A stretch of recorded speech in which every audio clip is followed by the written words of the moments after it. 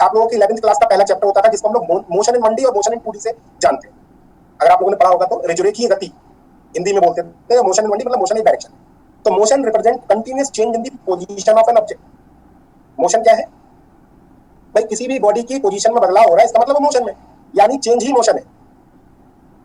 आपसे कोई पूछे what do you mean by motion, तो motion represent continuous change in the position of an object. अब दूसरी बात, मोशन तो होती है लेकिन मोशन को ऑब्जर्व कहां से करें? एब्सोल्यूट रेस्ट और absolute motion are not defined.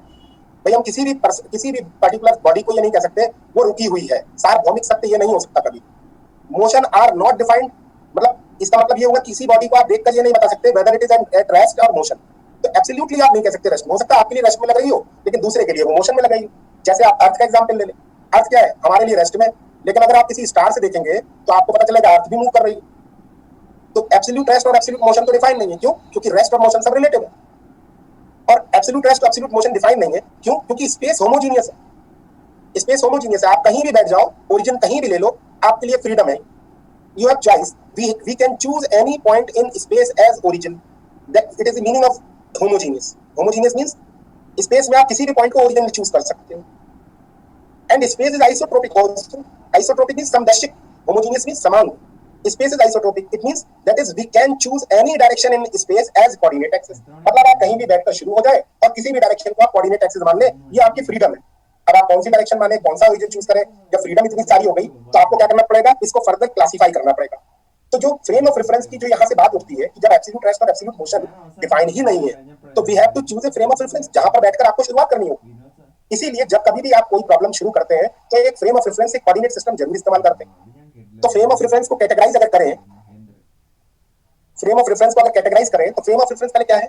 It is a set of coordinates that can be used to determine position and velocities of object in that frame. मतलब फ्रेम ऑफ रेफरेंस ये है कि जहां से बैठकर आपको क्या करना है? पोजीशन और वेलोसिटीज या मोशन को डिस्क्राइब करना है, डिटरमाइन करना है। ये फ्रेम ऑफ रेफरेंस है। Types of frame of references कितने तरीके के हो सकते हैं? बहुत तरीके के हो सकते हैं। आपने सुना भी होगा बॉडी फ्रेम, आप लोगों ने सुना होगा inertial frame, non inertial frame, और भी आपने कई तरीके से नाम सुने होंगे उस लोगों को। सेंटर ऑफ मास फ्रेम सुने ये शब्द? नहीं? Yes sir, lab frame. चलिए ठीक है। On the basis of applicability of Newton's law we can further classify frame of reference into 2 categories. देखो हम अपने आप को कंफाइंड कर रहे हैं। अगर मैं यहाँ पे सारी चीजें डिस्कस करूंगा तो आप लोग सिस्टमैटिक नहीं रह पाएंगे, इसीलिए मैंने लिख दिया है on the basis of applicability of Newton's law. अगर जिन फ्रेम ऑफ रेफरेंस में न्यूटन्स लॉ वैलिड है वो तो है इनर्शियल फ्रेम्स, और जिनमें वैलिड नहीं है वो है नॉन इनर्शियल फ्रेम्स। ऐसे फ्रेम ऑफ रेफरेंस जिनमें न्यूटन्स लॉ वैलिड है ऐसे वही हो सकते हैं जो अनएक्सेलरेटेड हो, और जिनमें न्यूटन्स लॉ वैलिड नहीं होते वो एक्सेलरेटेड फ्रेम्स होते हैं, जैसे एक्सेलरेटेड लिफ्ट, जैसे अर्थ खुद, जिनमें आप न्यूटन्स लॉ वैलिड नहीं मान सकते। अब आपके दिमाग में सबसे पहला क्वेश्चन ये उठ रहा होगा, न्यूटन्स लॉ वैलिड नहीं है तो फिर कौन से लॉ लगाएं? Non inertial frames. तो मैं आपको बता दूं, बड़ा सिंपल सी बात है। However Newton's laws are not valid in non inertial frames, but we can use Newton's law in non inertial frame with some modifications.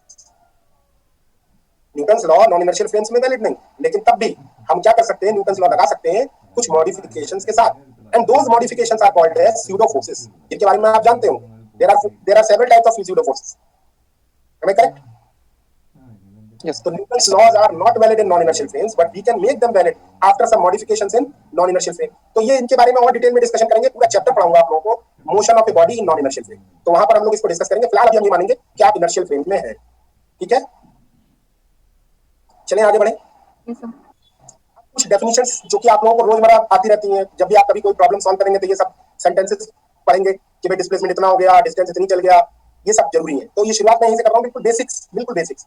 तो डिस्प्लेसमेंट एंड डिस्टेंस की अगर बात करूं तो distance is a scalar quantity and displacement is a vector quantity. You can describe either way, या तो distance आप दिखाएं या डिस्प्लेसमेंट से दिखाएं। तो देखिए कैसे दिखाएंगे आप किसी की पोजीशन को, किसी की मोशन को।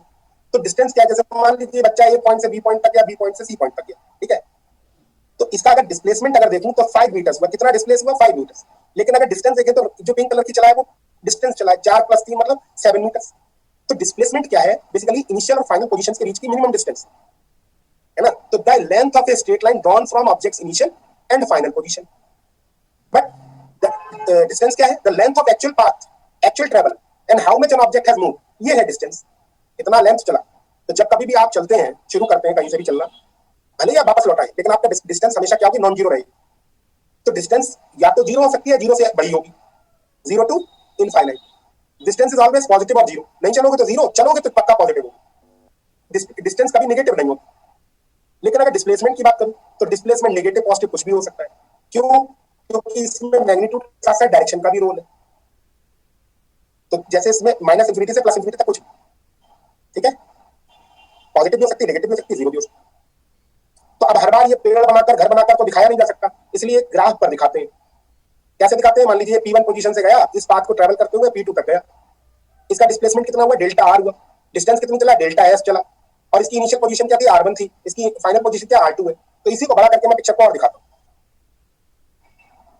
ठीक है। तो बेसिकली डिस्टेंस कितनी है? डेल्टा एस, मतलब एक्चुअल पाथ। और एक्चुअल पाथ आप निकालोगे कैसे भाई? आप कर पाथ की लेंथ कैसे निकालोगे? इसके टुकड़े करो छोटे छोटे। यही तो कहती है कैलकुलस कि आपसे जो नहीं निकल सकता उसके क्या करो? छोटे छोटे टुकड़े कर लो और उन टुकड़ों की लेंथ को गिन लो और जोड़ लो। पहले डिफरेंशिएट करो, फिर इंटीग्रल कर दो, जुड़ जाएगा। तो ये थोड़ा सा काम कैसे करना है वो मैं आपको बताऊंगा। ओवरऑल डेल्टा एस की डिस्टेंस हो गई, और डिस्प्लेसमेंट तो देख सकते हो आप, स्केल से, पटरी से, किसी से भी देख सकते हो डिस्प्लेसमेंट।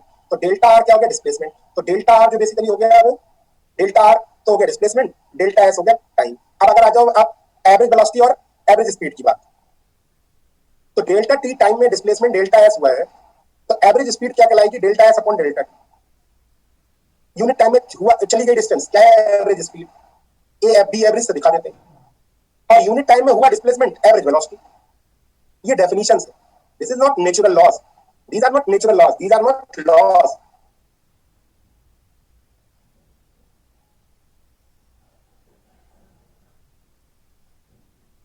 These are definitions. जैसे आपसे मैं कहूं कि V equal to I R क्या है? V वोल्टेज, I करंट और R रेजिस्टेंस। तो V equal to I R क्या है? Ohm's law. ओम्स लॉ गलत है। मैं चाह रहा था कि आप यही बोले और मैं आपको बोलूं गलत। V equal to I R is not Ohm's law, it is definition of resistance. Ohm's law तो ये होता था V is proportional to I। अब आप कहोगे दोनों में अंतर क्या है? बहुत बड़ा अंतर है। यहां पर अगर आप R को कांस्टेंट ना माने तो इसी का नाम हो जाता है डायनामिकल रेजिस्टेंस। और ये सेम ओमिक सर्किट और नॉन ओमिक सर्किट और सब जगह चलता है। जबकि ये ओमिक सर्किट में ही चलता है, इसका मतलब V और I के बीच में हमेशा क्या होगा? स्ट्रेट लाइन ड्रॉ होगी। तो दोनों में एक अंतर है ना? तो ये डेफिनेशन है और ये लॉ है। वैसे ये डेफिनेशन है, ना कि ये नियम है। ये not a law, not a law लिख रहा है मतलब लॉ नहीं है कोई। ये हमने ऐसे डिस्क्राइब किया है। जैसे आप एसी को एसी बोलते हो, कूलर को कूलर बोलते हो, ये सब क्या है? आर्बिट्रेरी चॉइस थी, कुछ भी यूज कर लिया, चालू हो। तो एवरेज स्पीड, एवरेज वेलोसिटी किस तरीके से डिफाइन कर दिया गया है, ठीक है। आगे बढ़ूं। हाँ सर। इंस्टेंटेनियस स्पीड और इंस्टेंटेनियस वेलोसिटी, ये भी शब्द आते हैं। तात्क्षणिक वेग और तात्क्षणिक। इंस्टेंटेनियस का मतलब क्या हुआ भाई? इंस्टेंटेनियस आप तो बता ही नहीं पाओगे क्योंकि ये तो डिस्टेंस अच्छी खासी है। इंस्टेंटेनियस तभी हो सकती है जब डेल्टा टी क्या हो? बहुत छोटा हो। डेल्टा टी बहुत छोटा होने से क्या होगा? ये चली गई दूरियां कम होंगी, चला गया डिस्प्लेसमेंट बहुत कम होगा। इतना कम होगा कि P1 P2 की तरफ अप्रोच कर जाएगा, या P2 P1 की तरफ अप्रोच कर जाएगा, P1 एक ही जगह आ जाएंगे। डेल्टा टी बहुत छोटा होने का मतलब है dt हो गया। dt जब लिखा होता है तो उसका मतलब होता है कितना? इनफाइनेटेसिमल स्मॉल। इनफाइनेटेसिमल स्मॉल सुना होगा आप लोगों ने, हिंदी में बोलते थे इसको अंततः सूक्ष्म, इतना सूक्ष्म जिसकी आप कल्पना नहीं कर सकते। डी लगा देना, डेल्टा टी लगा देना मतलब बड़ा सा इंटरवल। ds अपॉन dt, ये तो हो गया इंस्टेंटेनियस वेलोसिटी स्पीड, डी लगा दिया। और आप डेल्टा छोटा करो तो जो स्पीड एवरेज की वो इंस्टेंटेनियस हो जाएगी dr upon dt। Again these are not laws, these are definitions.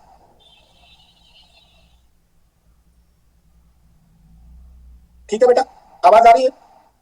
हाँ sir. Yes sir. Okay yes sir. चले आगे बढ़े। वॉइस ब्रेक हो गई। चलो बेटा थोड़ा धैर्य रखो आप लोग, ठीक है। कोशिश तो मैं पूरी कर रहा हूँ, लेकिन नंबर ऑफ पार्टिसिपेंट भी है ना, तो इसलिए थोड़ा सा ब्रेक हो रहा हो तो उसको थोड़ा सा नजरअंदाज करो। चलो कोशिश करते हैं, क्योंकि इसमें मैं कुछ कर नहीं पाऊंगा। अगर ब्रेक होने लगी तो फिर कोई एक ही इलाज होता है इसका, फिर कि आप थोड़ी देर वेट करो और नहीं हो पाए तो क्लास कैंसिल करो। थोड़ा सा होता है, समझ में आता है। ये सर ब्रेक हो जाता है। यस सर, होता है सर। सर थोड़ा नेटवर्क इशू था, एक बार इंस्टेंटेनियस स्पीड और वेलोसिटी एक्सप्लेन करेंगे दोबारा? हाँ बेटा कर दूंगा। चलो मैं थोड़ा धीरे धीरे बोलता हूँ, ठीक है। इंस्टेंटेनियस स्पीड में कहना चाह रहा हूँ कि एक ही पॉइंट पर, एक ही इंस्टेंट पर स्पीड निकालनी है, तो delta T should be very small. और कितना small? Tending towards zero. Tending towards zero means बस जीरो ही नहीं है, जीरो के इर्द गिर्द है। कितना इर्द गिर्द? अब उसकी आप कल्पना नहीं कर सकते। समझते हो इसका मतलब ना? जब आप लिखते हो tending towards zero, yes sir, तो लिमिट का कांसेप्ट आप लोगों को पता ही होगा। जैसे मैं आपसे पूछूं इस सवाल का जवाब क्या है, कोई बताएगा एफ ऑफ 2 कितना? 4 सर। 4 सर। बहुत सारे बच्चे कह रहे हैं 4, जबकि इसका जवाब है इंडिटरमिनेट। इंडिटरमिनेट 0/0 फॉर्म आएगा। मतलब आप इंडेफिनिट आई ट्राई नहीं कर सकते। अब आप कहोगे 4 क्यों बोला? आपने 4 बोला इसलिए क्योंकि आपको लगा मैंने आपसे ये पूछा कि h if x tending towards 2 what is the value of this expression. उसका आंसर तो आपका सही है 4 आएगा। इसका आंसर क्यों नहीं आएगा 4? इधर देखना, x + 2 और x - 2 लिख लें यस सर, और काट दें या नहीं काटे? काट दें। नहीं काट सकते, नहीं काट सकते, यही तो दिक्कत है। x - 2 x - 2 से कैंसिल नहीं हो सकता। क्यों? क्योंकि x 2 के बराबर है।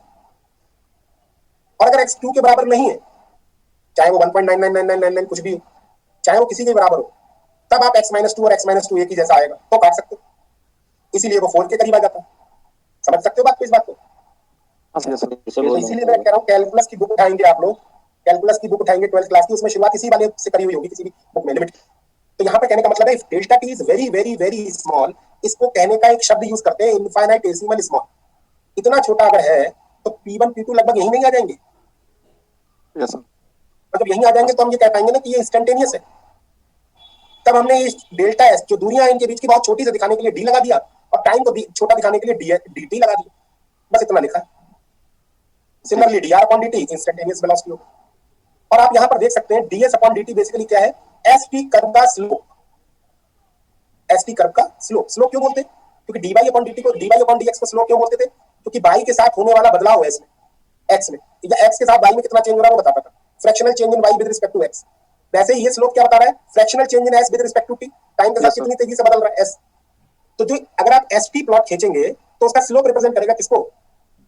इंस्टेंटेनियस स्पीड को। और अगर आप आरटी प्लॉट खींचेंगे, डिस्प्लेसमेंट वर्सेस टाइम प्लॉट, तो स्लोप किसको रिप्रेजेंट करेगा किसी पॉइंट पर? इंस्टेंटेनियस वेलोसिटी को। यस क्योंकि मैंने पिक्चर में दिखाने की कोशिश की। ठीक है, चलिए वैसे तो अभी आगे Okay, और sir. चीजें आती रहेंगी तो हो जाएगा। थैंक यू सर, हो गया सर। तो the slope of displacement time graph is instantaneous velocity. ठीक है, आगे बढ़ेंगे।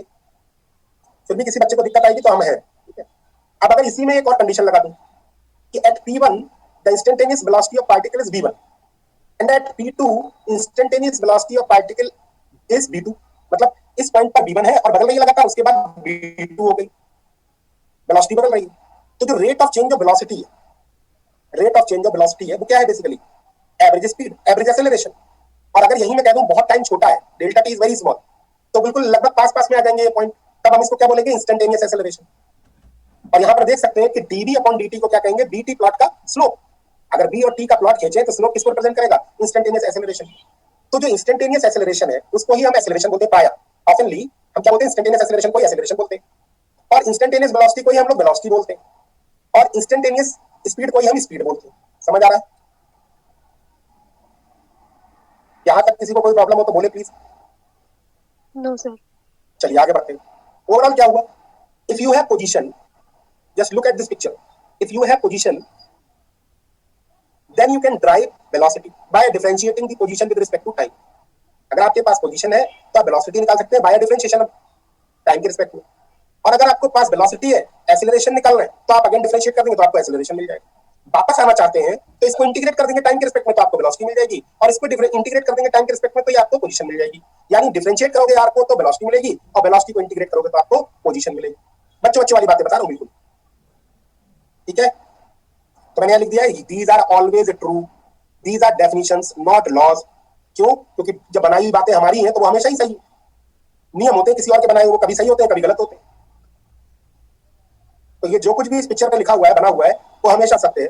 आप चाहो तो इलेक्ट्रोडायनेमिक्स में लगाओ, चाहो तो आप क्वांटम मैकेनिक्स में लगाओ, ये चलते रहेंगे। इन नियमों में कोई बदलाव नहीं होगा।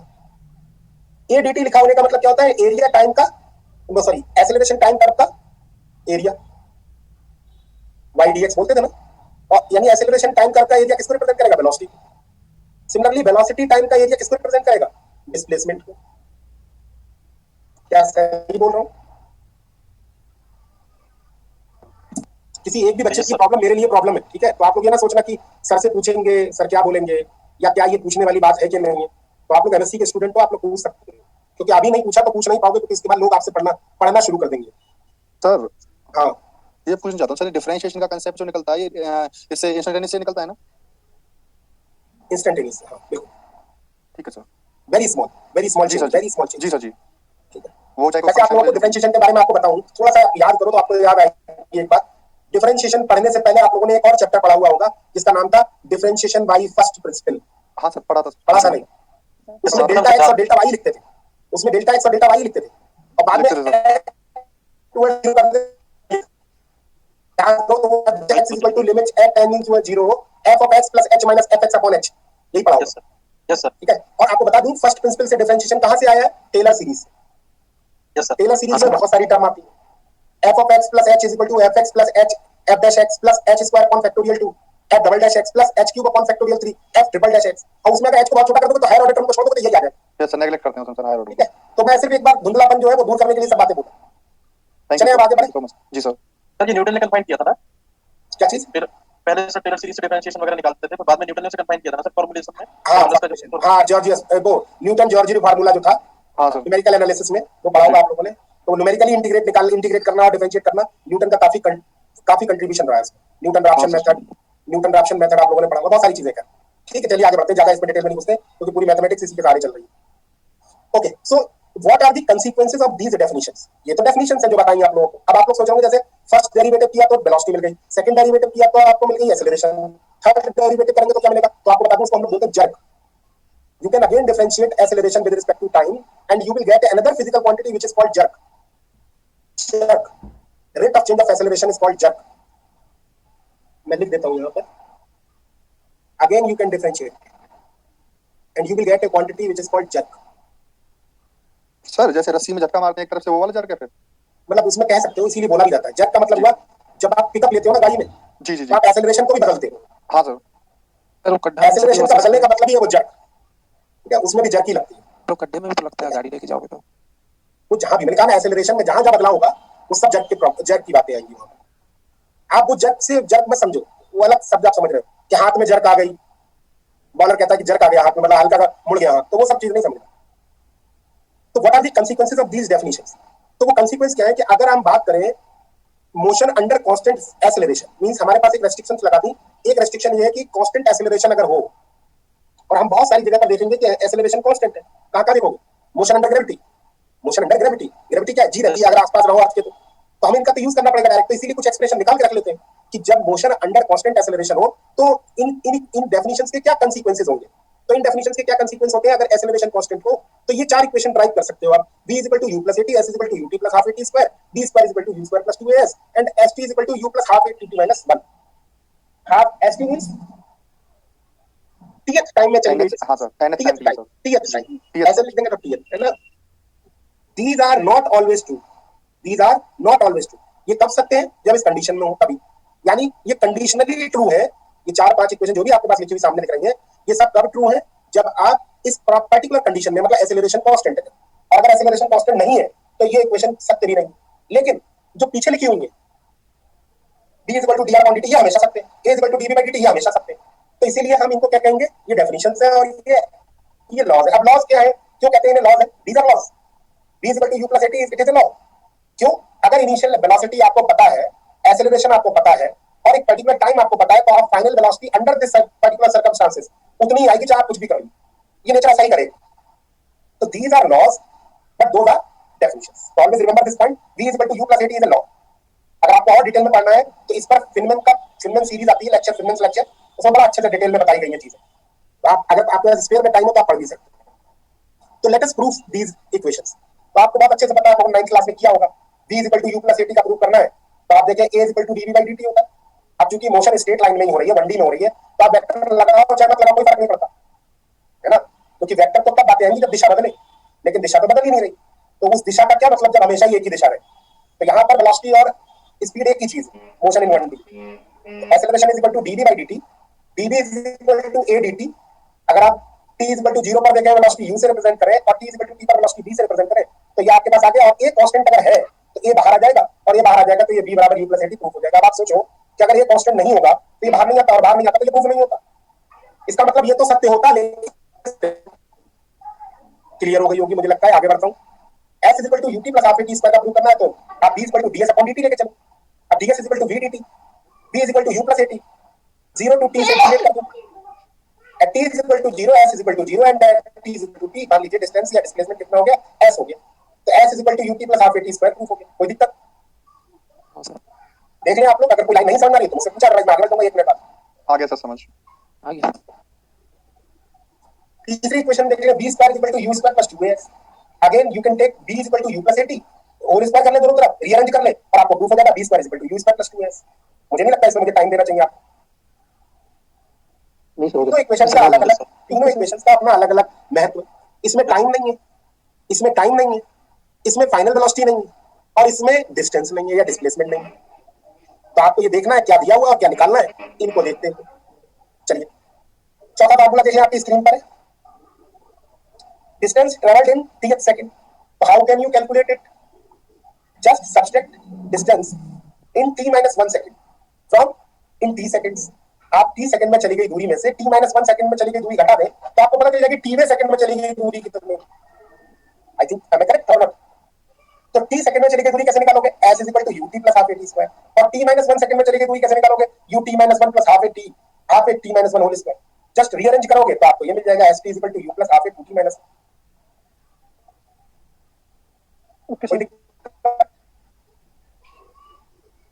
कोई दिक्कत? No sir. पहले का दो इक्वेशन इंपॉर्टेंट है ना, बाकी तो रिपीट हो रहा है।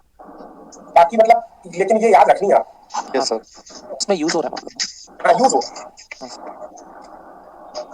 मैं आपको एक बात बताऊं, जैसे आप कह रहे हो ना पहली दो इक्वेशन, एक मिनट एक बात बोलने दो क्या मैं आपको बताऊं न्यूटोनियन मैकेनिक्स में आपको बताऊं केवल 4 ही 5 चीजें लगती है। एक तो न्यूटन के 3 नियम है ना, लॉ ऑफ इनर्शिया है ना, और F = ma, F = dp/dt, और एक्शन रिएक्शन, और अगर बहुत है तो न्यूटन लॉ ऑफ ग्रेविटेशन है ना। ये 4 ही लॉज लगा लगा के पूरी न्यूटोनियन मैकेनिक्स बनी। अगर आप ध्यान से देखेंगे तो कंसेप्चुअली देखा जाए तो कंसेप्ट बहुत कम है, लेकिन कंसेप्ट की जो यूज करने की जो वैरायटी है ना वो बहुत ब्रॉड है। नहीं समझ रहे मैं क्या कह रहा हूँ? जैसे फंडामेंटल कलर्स होते हैं ना, फंडामेंटल कलर्स क्या है? 3 ही तो है। यस उन्हें सर, मिला मिला के आप लोग कितने कलर बना लेते हो ये आप जानते ही हो, या आर्टिस्ट जो होगा वो तो जानता ही क्या क्या कलर बनाएगा सकते हैं। यस सर, तो वही हाल यहाँ भी है, नियम कम है, चीजें कम है, लेकिन उनकी जो रेसिपी है ना वो बहुत ज्यादा। जैसे आप लोग घर में देखे होंगे 2 ही 4 मसाले दान में डब्बे में 2-4 तरीके के मसाले होते हैं, और हर तरीके की सब्जी उसी से बन जाती है घुमा फिरा। तो वो सब्जी कैसे बनानी है ये भी बड़ा इंपॉर्टेंट होता है। इतनी मात्रा किसमें डालनी है, कौन से मसाले से शुरुआत करनी है, कौन सा मसाला बीच में डालना है, कौन सा कच्चा डालना है, कौन सा पका के डालना है, यही तो वो बनाता है, उसी को तो अच्छा शेफ बोलते हैं। तो ये आपके लिए भी है। आपको फिजिक्स में लॉ सारे पता होते हैं अपेक्षा, सभी लोग जानते हैं ये चीजें, लेकिन उनको कैसे लगाना है यही आप लोगों को नहीं आता, बस वो लगाना सिखाना है, तो आप लोग अच्छे सीख जाओगे चीजें। ठीक है, अब आप पूछो क्या पूछ रहे थे?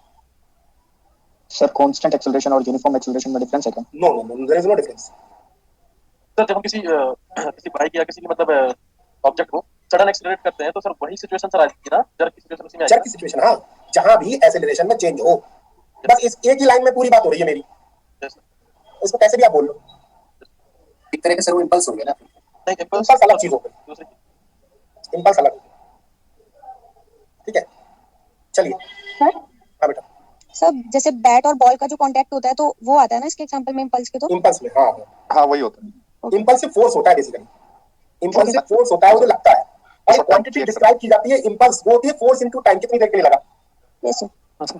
तो क्वांटिटी फिजिकल क्वांटिटी है, उसको आप लोग क्या करते हैं ना कई सारी चीजों से जोड़ देते हैं। जैसे आप लोग जानते हो कि कार्य होता है, एक सामर्थ्य होती है, मतलब एक वर्क और एक होती है पावर। वर्क और पावर में क्या अंतर है? सर वर्क जो होता है हमको दिया जाता है किसी ऑब्जेक्ट पे, और जो rate of doing work power होता है जैसे किसी व्यक्ति के पास करने की क्षमता होती है सर कार्य। जब बोल रहा होगा बीच में बोलो, हाँ आप बोलते रहो। देखो आप लोग जैसे मान लो आपको एक बुक है जो यहाँ से उठा के यहाँ रख ली, तो सारे लोग रख सकते हैं ना, आराम से किसी भी काम को कर सकते हैं। इससे आपकी ताकत के बारे में पता नहीं चलता है। जैसे मान लो आपने ये बुक है उठा के यहाँ से यहाँ रख दी, इससे पता नहीं चल रहा है कि आप अच्छे हो कि बुरे हो। अब भाई जैसे मान लो हाई स्कूल का एग्जाम 10th क्लास किसी बच्चे ने अगर 2 साल में किया, 1 साल फेल हुआ और 1 साल बाद पास हुआ, इसका मतलब काम तो उसने उतना ही किया जितना आपने किया 1 साल में, नहीं, लेकिन तब भी वो अच्छा स्टूडेंट नहीं है। क्यों नहीं है? क्योंकि उसने सही टाइम पे नहीं किया। तो जो जितनी तेजी से काम करेगा वो उसकी पावर ज्यादा है, इसीलिए बोलते हैं रेट ऑफ डूइंग वर्क, वो कहा जाता है पावर। तो नामों में अलग अलग तरीके से बोला जाता है। आप मेरी बात को समझ गए मैं कहना क्या चाह रहा हूँ? Yes sir. कह रहे स्क्रीन ये हट नहीं रही है। यस हाँ, तो need for different coordinate system. अब हमारे पास क्योंकि हमारी यहीं से बात शुरू हुई थी कि हमें कई सारे तरीके के कोऑर्डिनेट सिस्टम चाहिए होते हैं। भाई कोऑर्डिनेट सिस्टम तो शुरू में चाहिए ही होगा। अब हम कौन कौन से कोऑर्डिनेट सिस्टम लगाएं, कौन कौन से कोऑर्डिनेट सिस्टम का यूज करें? तो कोऑर्डिनेट सिस्टम अगर आप देखें तो बहुत सारे हो सकते हैं, but choice of coordinate system is based on the problem one is study. मतलब जो पढ़ रहा है बंदा, जो भी उस प्रॉब्लम को सॉल्व कर रहा है, वो जान रहा होगा कि उसको कौन सा कोऑर्डिनेट सिस्टम में ये प्रॉब्लम सही रहेगी। Certain problems are solved easily by using rectangular coordinate system, whereas certain others are not.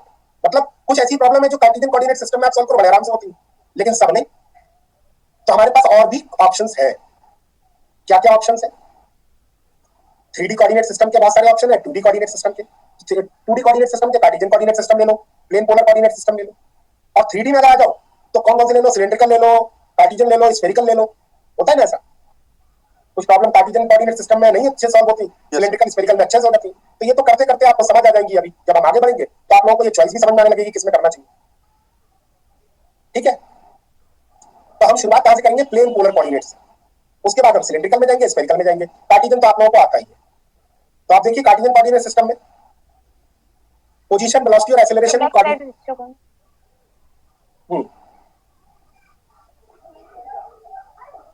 Sir इसकी मतलब पीडीएफ तो मिल जाएगी ना सर ये वाले नोट्स की? बेटा बिल्कुल चिंता ना करो, ओके सर, कोई चिंता करने वाली बात नहीं, सब है। अगर बाय द वे स्किप भी होगी कोई चीज तो दोबारा मिल जाएगी। लेकिन मैं ये कहूंगा कि आप लोग लिखते भी रहना, कहीं पीडीएफ मिलने के बाद भी आप लिखते रहना, कॉपी जरूर बना लेना। सर पीडीएफ डाउनलोड होती नहीं बस। हाँ, इसीलिए कहीं डाउनलोड होती है कि आप लोग बिल्कुल केयरलेस ना हो जाए। अक्सर होता क्या है, लैपटॉप में गाने बहुत सारे रहते हैं, लेकिन जो रील वाली कैसेट से गाने सुनते थे लोग ना, वो बहुत दिनों तक याद रहते थे। ऐसा नहीं है पुराने गानों में ही अच्छे गाने आए, सॉन्ग्स नए सॉन्ग्स अच्छे नहीं, वो सॉन्ग्स नए वाले सॉन्ग सुनता ही नहीं कोई। पुराने वाले रील जब चलती थी तो फॉरवर्ड होने में और बैक होने में बड़ी दिक्कत होती, तो वो सुनने ही पाते थे गाना। तो अच्छा भी गाना होता था, बुरा भी होता था, वो भी अच्छा ही लगता था। समझ रहे हो मैं क्या कह रहा हूँ? लैपटॉप में क्या एक ही सीडी में 1000 गाने हो जाते थे। 1000 गाने डाल लो लैपटॉप में या डेस्कटॉप में और चलाते थे, एक क्लिक पे बदल जाता है गाना, तो कोई एक भी गाना नहीं सुन पाता। इसीलिए कलेक्शन पे ध्यान मत दो आप, मतलब जो आप अपनी कॉपी में लिख लोगे वही इंपॉर्टेंट है। अक्सर बच्चे क्या करते हैं, जिया सराय, बेसराय, यहाँ जा जाकर सारी कोचिंगों के नोट्स ले आते हैं, और उन कोचिंगों के नोट्स लाने के बाद जब उनकी शादियां हो जाती है उसके बाद बच्चों को दिखाते हैं कि देखो बेटा हम ऐसे करते हैं, कि वो नोट्स तो हमारे पास सारे हैं। कोशिश बहुत की हुआ सही कह रहे हो सर आप, वो नेक्स्ट जनरेशन के लिए इकट्ठे करते हैं सर। हाँ, बोला है ना सच है, बिल्कुल सर। तो इसलिए आप लोग इकट्ठे करने पे ध्यान मत दो, आप अपनी कॉपी बनाओ, क्लासिकल मैकेनिक्स कॉपी पे लिखाओ और केवल उसमें वही लिखाओ जो आपको पढ़ना हो। बस 60 साल 80 साल जीना है, उसके बाद फिर जीरो हो जाएगी नॉलेज, ये ध्यान रखना। ठीक है, तो इसलिए कलेक्शन का नहीं, आप अपना काम निकालो। नेट का एग्जाम क्लियर नहीं हुआ तो लाख इकट्ठे कर लेना, नोट बेकार ही है। और अगर नेट का एग्जाम क्लियर हो गया तो ये कॉपी भी बहुत अच्छी है। चले आगे बढ़े, ज्ञान भी चलता रहेगा बीच बीच में, तो वो जरूरी होता है, क्योंकि आप लोग बहुत भ्रमित भी रहते हो, तो इसलिए मुझे थोड़ा सा आपको कंट्रोल भी करना है। Okay, position, velocity and acceleration Cartesian coordinate system. तो for example you have a picture, for example a particle is going from P point to Q point, and that P point coordinate of along x axis, distance along x axis is x and distance along y axis is y। ये देखिए, तो ये vector कितना बड़ा हुआ? x x cap. Unit vectors क्या है? x direction के along unit vector x cap, देखिए x कैप हो गया और ये वाला y कैप हो गया, तो x cap plus y cap हो गया r। ये हो गई क्या? पोजीशन। और इस पॉइंट पर देखना है, इसका x देखो, इसका y देखो, फिर पोजीशन। अब पोजीशन को एक बार डिफरेंशिएट करो, डिफरेंशिएट करोगे तो क्या होगा? x का करोगे तो x डॉट, x कैप का छोड़ दिया, फिर x कैप को, x को छोड़ोगे, x कैप का करोगे तो dx कैप अपॉन dt, लेकिन dx x cap upon dt is 0। क्यों? क्योंकि पार्टिकल कहीं भी जाए x cap is always along x axis, ना डायरेक्शन बदल रही है ना मैग्नीट्यूड। तो इसीलिए पहली लाइन लिखी है, x cap and y cap are unit vectors pointing the increasing direction of x and y, and x cap and y cap are orthogonal and points in the same direction everywhere or for any location x and y. That's why dx cap upon dt is equal to 0. Similarly, dy cap upon dt is equal to 0. तो यहाँ से आ जाएगा x dot x cap plus y dot y cap. Again differentiate करोगे तो x double dot y double dot, यही तो आ जाएगा, इसमें तो कोई प्रॉब्लम नहीं हो रही होगी। लेकिन जहां ये कोऑर्डिनेट सिस्टम बदला, अब दिक्कत क्रिएट हो जाएगी। लेकिन ये दिक्कत अच्छी है, होता है ना सर्फ एक्सेल गाइड है, कुछ दाग अच्छे होते हैं तो वो अच्छे होने वाले। तो वेलोसिटी और एक्सेलरेशन अगर पोलर कोऑर्डिनेट्स में पढ़ेंगे, पोलर कोऑर्डिनेट सिस्टम में पढ़ेंगे, तो पोलर कोऑर्डिनेट क्या है? आप जिस पॉइंट पर भी पता करना चाह रहे हो, जिस पॉइंट पर आप है, उससे ओरिजिन से मिलाने वाली लाइन के अलोंग एक वेक्टर मान ले, जिसको हम लोग बोले रेडियल डायरेक्शन, और ठीक इसके परपेंडिकुलर मान ले ट्रांसवर्स डायरेक्शन, ठीक इसके परपेंडिकुलर ट्रांसवर्स डायरेक्शन, इसको थीटा कैप से दिखा दे। तो इस कोऑर्डिनेट सिस्टम में क्या होगा? एक आर कैप वेक्टर जो कि रेडियल डायरेक्शन में होगा और उसके परपेंडिकुलर डायरेक्शन जो कि थीटा कैप यानी ट्रांसवर्स डायरेक्शन में होगा। इन यूनिट वेक्टर्स की टर्म्स में लिखना बेसिकली पोलर कोऑर्डिनेट सिस्टम है, हो जाएगा। अब चूंकि हमें जाना है कहां से? कार्टेशियन कोऑर्डिनेट सिस्टम से पोलर कोऑर्डिनेट सिस्टम में पहुंचना है, तो हम ट्रांसफॉर्मेशन इक्वेशन की जरूरत पड़ेगी।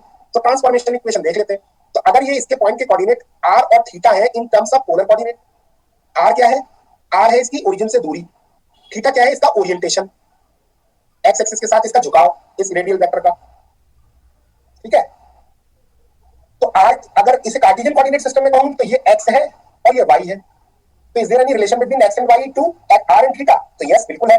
अगर ये r है तो ये r cos थीटा होगा और ये वाला r sin थीटा होगा। और अगर उस टर्म में लिखें तो x r cos theta y r sin theta होगा। अगर आप इसे चाहे तो उल्टा करके लिखना चाहे तो r is equal to X square plus Y square square root हो जाएगा। अब डिवाइड कर देंगे तो theta is equal to tan plus Y upon X हो जाएगा। सही है, यानी कि ये बात पक्की है, एक कोऑर्डिनेट सिस्टम से दूसरे कोऑर्डिनेट सिस्टम में जाना है तो उनके कोऑर्डिनेट्स आपस में रिलेटेड तो जरूर होंगे, होना भी चाहिए, इंडिपेंडेंट थोड़ी है कुछ भी। अगर आप एक चीज से दूसरी, क्योंकि कोऑर्डिनेट सिस्टम बदलने से कोई प्रॉब्लम थोड़ी बदल जाएगी भाई, आपका नजरिया बदल रहा है बस, ये समझ लीजिए, समस्या वही की वही है। ठीक है, तो एक्स और वाई को आपको आर और थीटा में कन्वर्ट करना है, तो ये ट्रांसफॉर्मेशन इक्वेशन आप इस्तेमाल कर सकते हैं। आप यूनिट वेक्टर्स की बात करें तो चूंकि unit vector R cap theta cap क्या होता है, यूनिटी के बराबर होता है, मैग्नीट्यूड तो वही होता है। यूनिट वेक्टर पोलर कोऑर्डिनेट्स में कैसे निकालें, तो यहां जरा पिक्चर को ध्यान से देखें, ये आर कैप है और ये थीटा कैप, ठीक है, थोड़ा पेन को ध्यान देना। और यहां पर अगर मैं रेड कलर की एक्सेस देखूं तो ये आई कैप और ये वाई कैप जे कैप है, क्योंकि ये वाई डायरेक्शन और ये एक्स डायरेक्शन है।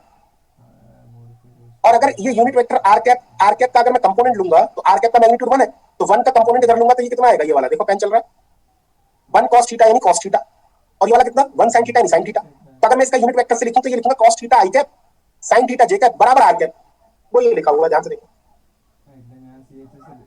क्या क्लियर हो रहा है ये बात? नहीं, yes sir. cos theta I cap plus y theta sin cap, अब sin theta J cap is equal to R cap. Similarly अगर मैं इसको देखूं तो ये थीटा कैप ये है, ध्यान से देखना, ये पेन चल रहा है, धीरे धीरे चला रहा हूं। थीटा कैप का मैग्नीट्यूड है 1, इसका कंपोनेंट अगर मैं लूंगा ये थीटा है तो ये 90 माइनस थीटा होगा, ये 90 है तो ये थीटा होगा, तो ये 1 cos थीटा ये वाला होगा, सॉरी 1 cos थीटा ये वाला होगा, और ये वाला होगा 1 sin थीटा, तो ये 1 sin थीटा माइनस आई डायरेक्शन में है, तो ये sin थीटा माइनस आई कैप cos थीटा प्लस जे कैप बराबर थीटा कैप होगा। देखो बेटा, अटेंशन आप लोगों का बिल्कुल प्रॉपर चाहिए, क्योंकि अटेंशन अगर खत्म हो गया तो कुछ भी नहीं बचेगा। Yes sir. फिर से देख ले, sin थीटा, हाँ बेटा सर ये थीटा कैप वाला एक बार दोबारा से बता दीजिए। बेटा बता रहा हूँ, दोबारा देखो आप पेन को, ये sin थीटा होगा क्योंकि ये थीटा कैप का मैग्नीट्यूड है 1, तो थीटा ये एंगल है, तो 1 का cos थीटा वाला ये आएगा मतलब ये आएगा, और 1 sin थीटा ये आएगा मतलब ये आएगा, एक ही बात। कंफ्यूजन हो रही है इसमें, कंफ्यूजन हो रही है, ठीक है, इसका एक इलाज है, एक minute,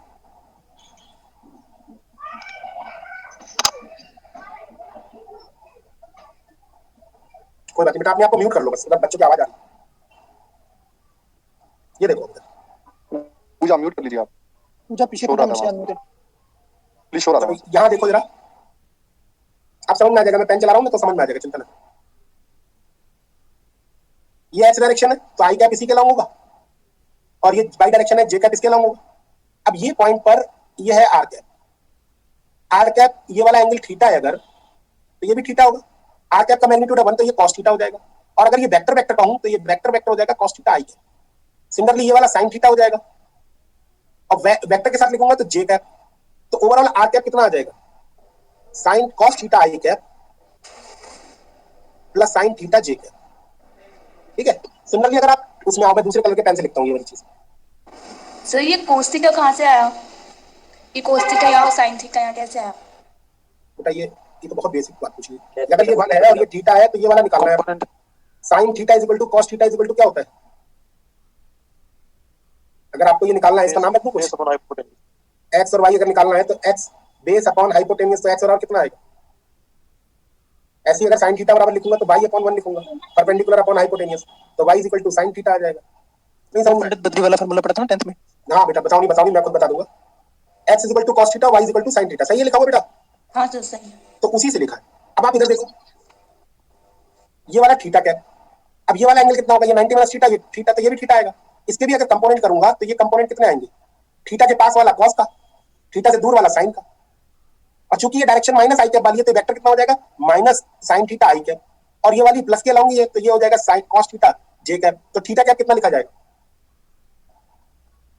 minus sin theta I cap plus cos theta J cap. अब बताओ, अभी नहीं समझ में आया तो बताओ। आ गया सर। चलो अब देख लो पीछे वाला पिक्चर, ठीक है। अब आप इसको चाहो तो मैट्रिक्स फॉर्म में भी लिख सकते हो, आप लोगों ने इस मैट्रिक्स का नाम भी सुना होगा, यस सर। ये थीटा कैप और आर कैप, और इधर आई कैप जे कैप, और ये वाली sin cos theta minus sin theta cos theta, इस मैट्रिक्स को आप लोग रोटेशनल मैट्रिक्स भी बोलते थे याद हो?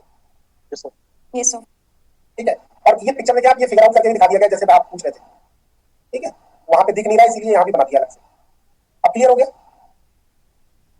इस मैट्रिक्स की एक खासियत होती थी याद हो क्या, डिटर्मिनेंट 1 है और इसका इनवर्स भी बराबर आता था, उतना ही आता है। हाँ सर। है ना, यूनिटरी मैट्रिक्स। चले आगे बढ़ेगा तो यूनिट वेक्टर्स पोलर कोऑर्डिनेट में कैसे हो जाते हैं, ऐसे। आगे बढ़ जाओ। अब rate of change of unit vectors, क्योंकि पहले तो dx कैप अपॉन dt 0 हो गया था, लेकिन अब तो नहीं होगा। क्यों? क्योंकि जैसे जैसे पार्टिकल भागेगा आर कैप भागेगा। क्या मैं गलत बोल रहा हूँ? जैसे जैसे पार्टिकल भागेगा आर कैप भागेगा। तो देखो जरा पार्टिकल यहां होगा, पार्टिकल जब यहां होगा तो आर कैप यहां होगा, तो थीटा कैप यहां होगा। नहीं, को और ओरिजिन को मिलाने वाली लाइन के अलॉन्ग है ना आर कैप। तो जब पार्टिकल भागेगा तो यहाँ तो आर कैप भी बदलेगा और थीटा कैप भी बदलेगा। तो बदलने का रेट क्या होगा वो हमें फिर कैलकुलेट करना पड़ेगा। तो कोई बात नहीं, D R cap upon dt निकालना। तो cos थीटा का करूंगा तो क्या आएगा, sin theta theta dot I cap minus का cos थीटा, और थीटा का फिर से करूंगा t के रिस्पेक्ट में तो थीटा डॉट। क्लियर है? और आई कैप का 0 हो जाएगा, और sin थीटा करूंगा cos theta theta dot j cap. सही लिखा हुआ है। और यहाँ से थीटा डॉट बाहर लूंगा तो बन जाएगा minus sin theta I cap cos theta j cap. और ये चीज अगर देखूंगा तो ये बन जाएगी क्या, थीटा कैप। पीछे देख लो। तो यानी कि D R cap upon dt is equal to कितना हो जाएगा, theta dot theta cap. Similarly D theta cap upon dt निकालना है तो इसको डिफरेंशिएट कर दूं पीछे वाली इक्वेशन में, है ना। नीचे वाले को डिफरेंशिएट करूंगा तो कितना आ जाएगा, माइनस sin थीटा का करूंगा तो cos थीटा आ जाएगा theta dot I cap minus cos theta theta dot j cap. Theta dot बाहर तो cos theta I cap plus sin theta j cap, वो क्या बन जाएगा, r कैप। क्लियर है? Yes sir. तो rate of change of unit vectors भी पता चल गया, यूनिट वेक्टर्स क्या है ये भी पता चल गया, और ट्रांसफॉर्मेशन इक्वेशंस क्या है ये भी पता चल गया। आपको सभी कुछ पता चल गया। तो अब आपको कुछ भी लिखना है तो आप लिख सकते हो। लिखने का मोटिव क्या था, वेलोसिटी और एक्सेलरेशन लिखना, यही तो मोटिव था। चलिए लिखते हैं वेलोसिटी और एक्सेलरेशन।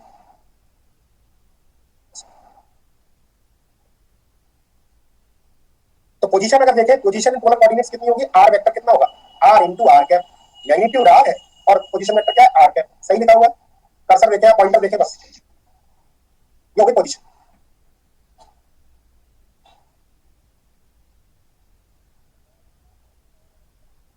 ठीक है,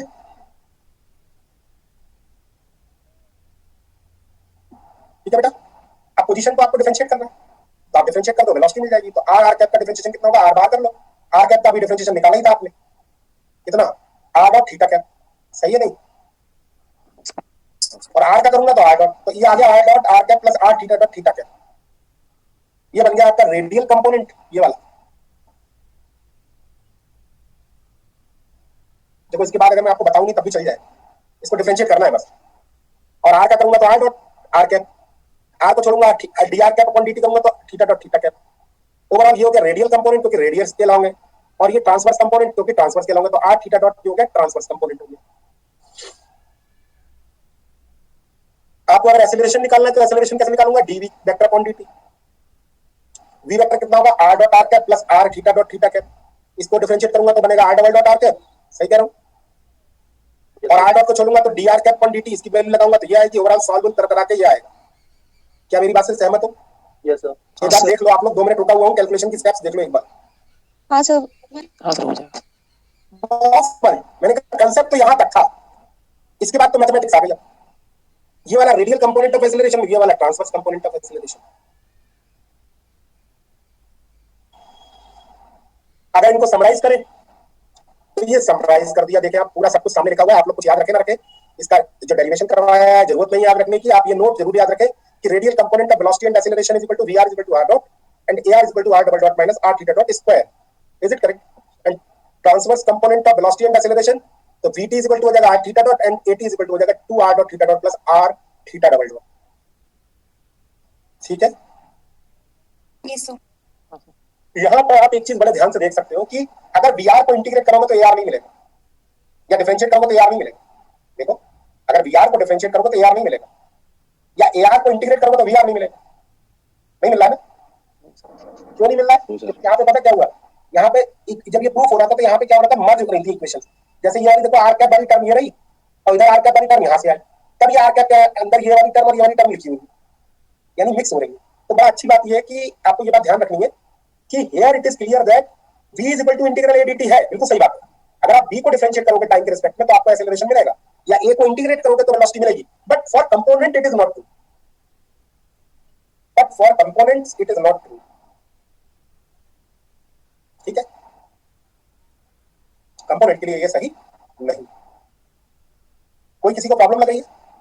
बहुत सारे बच्चे सोच रहे होंगे, दिमाग में आ रहा होगा बहुत सारे बच्चों को समझ दिमाग में आ रहा होगा कि ये तो याद ही नहीं होगा कहाँ डॉट है कहाँ नहीं है, तो ये अपने आप याद हो जाएगा, है ना। आपको याद करने की जरूरत नहीं, धीरे धीरे अपने आप एक्सप्रेशन यूज होगा, बार बार जगह जगह पे आएगा, आप लोगों को खुद ब खुद याद हो जाएगा। ठीक है, यस सर। कुछ स्पेशल केसेस पे अगर गौर करें तो आपको बड़ा अच्छा लगेगा कि एक अकेला आर्टिकल ऐसा है कि सब कुछ एक्सप्लेन कर सकता है। केसेस मैं आपको बताता हूँ कौन कौन से। अगर थीटा थीटा नॉट के बराबर हो जाए, मतलब कांस्टेंट हो जाए हमेशा, तो theta dot theta double dot कितना हो जाएगा? 0।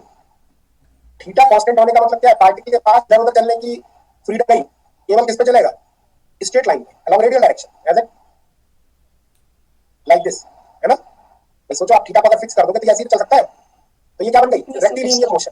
ये क्या बन गई? Rectilinear motion. और अगर थीटा डॉट और थीटा डबल डॉट की वैल्यू 0 लगा दूंगा इन एक्सप्रेशंस में, तो थीटा डॉट की वैल्यू 0 लगाऊंगा तो ये बी आर कितना आ जाएगा? R dot. ए आर कितना आ जाएगा? R double dot. B T कितना आ जाएगा? 0। और ए टी कितना आ जाएगा? 0। सही है। और वैसे कॉमन सेंस से सोचो, अगर आर दूरी चेंज हो रही है लगातार तो वेलोसिटी कितनी होगी?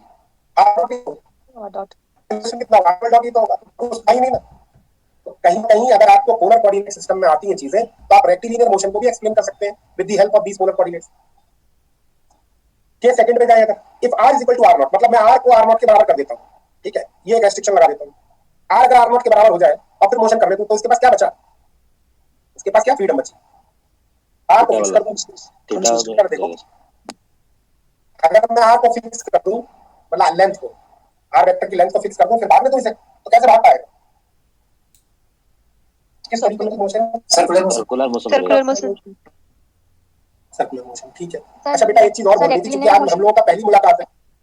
Sir rectilinear motion. रेक्टिलिनियर नहीं बेटा, रेक्टिलिनियर नहीं, रेक्टिलिनियर भी सर्कुलर ही होगी ना, क्योंकि इसके पास ऑप्शन अब सर्कल में घूमने का ही बचा बस।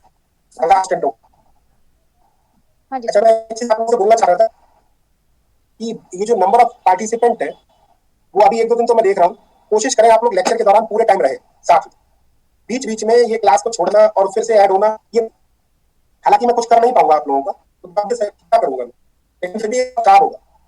अगर आप लोगों को लगता है कि ये सरल चीज चल रही है तो भी आप साथ रहें, और अगर आपको लगता है कठिन चीज चल रही है तो भी आप साथ रहें, क्योंकि साथ रहेंगे तभी चीजें सही हो पाएंगी। ठीक है, ये रिक्वेस्ट समझे। कभी कोई एजेंसी हो तो आप छोड़ सकते हैं क्लास को, लेकिन विदाउट एजेंसी आप अपने मन से ना छोड़ें, क्योंकि अगर आप ये फ्रीडम महसूस करेंगे ना तो आप कभी भी नहीं चला पाएंगे फिर क्लास में टाइम को। चलिए हाँ, तो r is equal to r naught अगर हो जाए तो r डॉट और r डबल डॉट कितना हो जाएगा? 0। Am I correct? और r डॉट और r डबल डॉट 0 हो जाएगा तो अगर आप देखें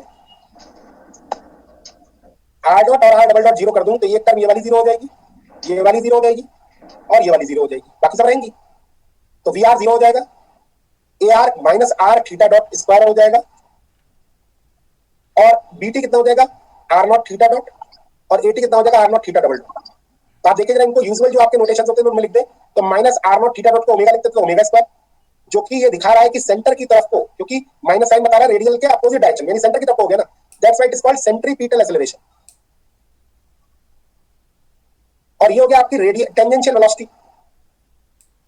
यहाँ पे ट्रांसवर्स डायरेक्शन और टेंजेंट डायरेक्शन एक ही हो जाएगी, क्यों? क्योंकि सर्कुलर मोशन हो रही है। जरूरी नहीं है ये बात, लेकिन हर कर्व के लिए ट्रांसवर्स डायरेक्शन और टेंजेंशियल डायरेक्शन अलग अलग हो सकती है, लेकिन सर्कल में एक ही होती है। एटी बराबर कितना हो जाएगा? R naught alpha. ये भी आप लोगों ने बड़ा फेमस फार्मूला पढ़ा होगा, ए बराबर आर अल्फा, ट्रांसवर्स एक्सेलरेशन। अब यहाँ पे भी एक और रेस्ट्रिक्शन लगा दूं, अगर थीटा डॉट कांस्टेंट हो जाए, मान लो मैं कहूँ ये तो है ही, एक और कंडीशन लगा दूं, थीटा डॉट कांस्टेंट हो जाए, तो थीटा डॉट अगर कांस्टेंट हुआ तो ये वाली टर्म और 0 हो जाएगी, क्योंकि डबल डेरिवेटिव है। तब केवल क्या बचेगा? B R is equal to 0, A R is equal to minus R naught omega square, और V T is equal to R naught omega, ये A T is equal to 0 हो जाएगा। तो ये दो तरीके की सर्कुलर मोशन होती है। एक तो हो गई ऊपर वाले केस में हो गया non uniform circular motion. Velocity अगर दिखाऊं तो आर नॉट ओमेगा टेंजेंट की डायरेक्शन में, जो आपको आर बी बराबर आर ओमेगा फार्मूला पढ़े होंगे। और अगर एक्सेलरेशन दिखाऊं तो एक्सेलरेशन कितना लग रहा है? एक अंदर की तरफ को आर नॉट ओमेगा स्क्वायर, और एक टेंजेंट डायरेक्शन में आर नॉट अल्फा। तो नेट एक्सेलरेशन आप लोगों ने ये फार्मूला पढ़ा हुआ होगा, याद आ रहा होगा, a t square plus a r square पढ़ा हुआ है। ये तो है centripetal acceleration due to change in the direction of velocity, और ये due to change in magnitude of velocity. अब अगर आप इसको रोक दो और वेलोसिटी का मैग्नीट्यूड भी ना बदलने दो तो ये यूनिफॉर्म सर्कुलर मोशन हो जाएगी, जो अगला केस है। If r is equal to r naught and theta dot is equal to constant, अगर ये हो जाए तो r dot r double dot theta double dot ये सब 0 हो जाएंगे, जो अभी मैं आपको बोल रहा था। केवल क्या रह जाएंगे? ए आर रह जाएगा और बीटी रह जाएगा। तो बीटी मतलब अगर वेलोसिटी दिखाऊं तो टेंजेंशियल डायरेक्शन में आर नॉट ओमेगा, और एक्सेलरेशन दिखाऊं तो अंदर की तरफ को आर नॉट ओमेगा स्क्वायर। इसको बोलते हैं हम लोग यूनिफॉर्म सर्कुलर मोशन। तो यूनिफॉर्म सर्कुलर मोशन में और नॉन यूनिफॉर्म सर्कुलर मोशन में यही अंतर है। यूनिफॉर्म में क्या होता है? सेंट्रीपिटल केवल सेंट्रीपिटल एक्सेलरेशन होता है, और नॉन यूनिफॉर्म में सेंट्रीपिटल एक्सेलरेशन के साथ साथ टेंजेंशियल एक्सेलरेशन भी होता है। क्या मेरी बात से सहमत है आप लोग या नहीं, या मैं खामखा ही बोल रहा हूँ? Yes sir Yes, Agree. इस पर्टिकुलर रिजल्ट से, इस पर्टिकुलर लाइफ में हुआ है, वो मैंने आपको एक्सप्लोर करने की कोशिश की, वो मैंने आपको रिवील करने की कोशिश की कि आप इन 4 फार्मूला से रेक्टिलिनियर मोशन को भी एक्सप्लेन कर सकते हो, यूनिफॉर्म मोशन को भी, यूनिफॉर्म सर्कुलर मोशन को भी एक्सप्लेन कर सकते हो, और नॉन यूनिफॉर्म सर्कुलर मोशन को भी एक्सप्लेन कर सकते हो। आप अगर ध्यान से देखें तो हम 9th क्लास की लगभग आधी मैकेनिक्स खत्म कर चुके हैं। हाँ सर, सर्कुलर मोशन भी हो गया है खत्म, सेंट्रीपिटल एक्सेलरेशन भी बता दिया हूँ, टेंजेंशियल ट्रांसवर्स सब कुछ बता दिया हूँ। तो आप ऐसे ही धीरे धीरे देखेंगे कि 12th तक, बीएससी तक की धीरे धीरे खत्म होती चली जाएगी, क्योंकि ये काम ऐसे ही करवाना पड़ेगा। ठीक है, तो मैं खत्म नहीं कर रहा हूँ, पहले मैं आपको बता दूं, जो भी कुछ मैं आपको न्यूटोनियन मैकेनिक्स में पढ़ा रहा हूँ वो मैं आपको केवल शुरू कर रहा हूँ। खत्म कौन करेगा? खत्म कौन करेगा? आप, हम। मैं नहीं, हम। क्योंकि वजह ये आप कितना एक्सप्लोर करते हो ये आपके ऊपर है। अगर मैं चाहूं तो इसको पूरी साल पढ़ा सकता हूँ, केवल इस चलता रहेगा, रोज 2 सवाल लेके आया करूंगा, 2 घंटे पढ़ाया करूंगा, आप लोग पूछोगे मैं बताता रहूंगा। ऐसा होता भी है। IIT जेईई की कोचिंग आपने देख पढ़ी हो, कभी नीट की पढ़ी हो, तो वहां पर पूरी साल मैकेनिक्स चलती है 4-5 लाख रुपए में, लगभग मैकेनिक्स ही चलती रहती है। इसलिए आप लोग केवल क्या कर रहा हूँ मैं आपको मैं केवल छेड़ रहा हूँ, आप लोग उसको जाके खुद पढ़ो। एचसी वर्मा की बुक उठाओगे, फिजिक्स की कोई सी बुक होगी वहां जाके आप पढ़ोगे तो आपको मिल जाएगी। ठीक है, Yes, sir. चलो आगे बढ़ो। जी सर। Yes, sir. तो यहीं पर बड़ा अच्छी सी बात मैंने लिख दी है, सेंट्रीपिटल फोर्स, क्योंकि कहीं रह ना जाए इसलिए लिख दी गई। सर्कुलर मोशन की चूंकि बात आई तो एक सेंट्रीपिटल फोर्स ही इसमें एक नया कंसेप्ट होता है जो कि आप लोगों को पढ़ना होता है। बाकी अगर पूरे चैप्टर में देखा जाए, सर्कुलर मोशन का पूरा चैप्टर अगर देखोगे तो उसकी आत्मा है ये सेंट्रीपिटल फोर्स, बाकी कुछ नहीं है उस पूरे चैप्टर में। कभी मोड़ पर साइकिल को मुड़ते हुए दिखा देंगे, कभी आपको मोड़ पर कार को मुड़ते हुए दिखा देंगे, कभी आपको डोरी से किसी पत्थर को बांध कर घुमाते हुए दिखा देंगे, लेकिन ओवरऑल सब में एक ही चीज कॉमन रहेगी, वो होगी सेंट्रीपिटल फोर्स। क्या बात मेरी समझ में आ रही है? क्या मैं सही बोल रहा हूँ? यस तो सर क्यों ना मैं सेंट्रीपिटल फोर्स को आप लोगों से साझा कर लेता हूँ। सेंट्रीपिटल फोर्स है क्या? तो मैं आपको बता दूं, centripetal force is not a new force, centripetal force is not a real force. कोई रियल फोर्स नहीं है। इसीलिए हम क्या कहते हैं, we are not going to give any place in free body diagram. Free body diagram FBD के बारे में सुना होगा आप लोगों ने, ग्राफ जब कभी भी आप ब्लॉक बनाते हो तो उसमें फोर्स दिखाते हो ना, एमजी इधर, नॉर्मल रिएक्शन इधर, फ्रिक्शनल फोर्स इधर। हाँ सर। लेकिन कभी भी इस फ्री बॉडी डायग्राम में सेंट्रीपिटल फोर्स के लिए कोई जगह नहीं बनाते। जैसे अगर मैं आपसे कहूं एमए क्या है, MA is a force, force. MA is a force या F is a force? F is a force.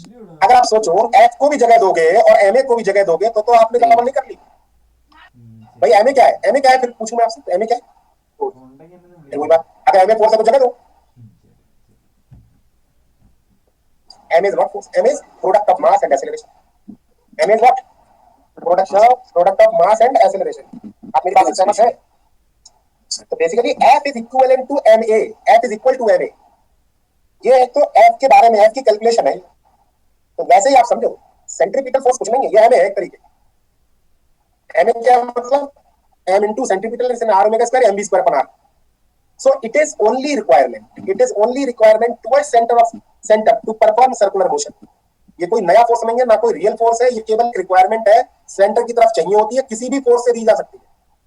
Circular motion हो रही हो चाहे एनी कर्व पाथ पर मोशन हो रही है, इस सेंट्रीपिटल फोर्स की जरूरत पड़ेगी। और वो जरूरत किसकी बराबर होनी चाहिए? M B square upon R के बराबर होनी चाहिए वो जरूरत। अगर वो जरूरत M B square upon R के बराबर है, मतलब मान लीजिए एक आपके पास पत्थर है जिसका मास 2 किलोग्राम है, जिसकी वेलोसिटी 2 मीटर पर सेकंड है, मान लीजिए 2 मीटर की रेडियस में घुमाना है, तो कितना आया? ये 4 न्यूटन का फोर्स आया ना। तो 4 न्यूटन का फोर्स कहीं से भी लाओ, अगर ले आए कभी घूमेगा ये 2 मीटर की रेडियस में 2 किलोग्राम का 2 मीटर पर सेकंड से, अदरवाइज ये छोड़ के भाग जाएगा, डोरी टूट जाएगी। यही होता है, देखा होगा आपने। तो it is not a new force, it is only requirement to perform circular motion और any curve path motion. This requirement can be fulfilled by any real force in nature.